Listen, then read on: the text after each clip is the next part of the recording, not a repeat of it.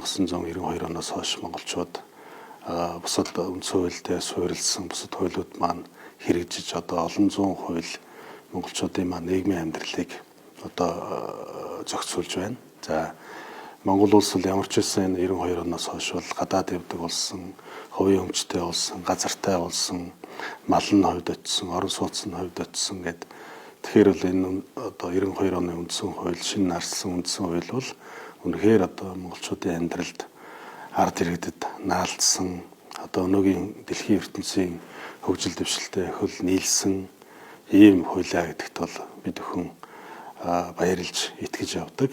За одоо бол улсын их хурл үндсэн хуулиа бүрэн одоо хамгаалж, засгийн газар үндсэн хуулийг бүрэн одоо дүүрэн хэрэгжүүлж явах хэрэгтэй. Тэгээд энэ үндсэн хуулийн заалтуудыг дутуу мөрдөж байгаа, дутуу хэрэгжүүлж байгаа ийм зүйлүүдийг одоо улсын их хурлын гишүүд соргоор харж, ийм зүйлүүдийг засгийн газар одоо соргоор мэдэрч ажил одоо үйл ажиллагаанд маш сайн хэрэгжүүлэх хэрэгтэй. Одоо манай улсын үндсэн хууль бол үнэхээр энэ дэлхийн одоо 200 гаруй орн дотроо бол үнэхээр одоо ардчсан хүмүүнлэг энэрэнгүй ийм үндсэн хуулийн залтуудтай учраас манай улсын хөгжил дэвшил бол ирээдүйн зам нь тардан байна гэдэгт бол итгэж байдаг.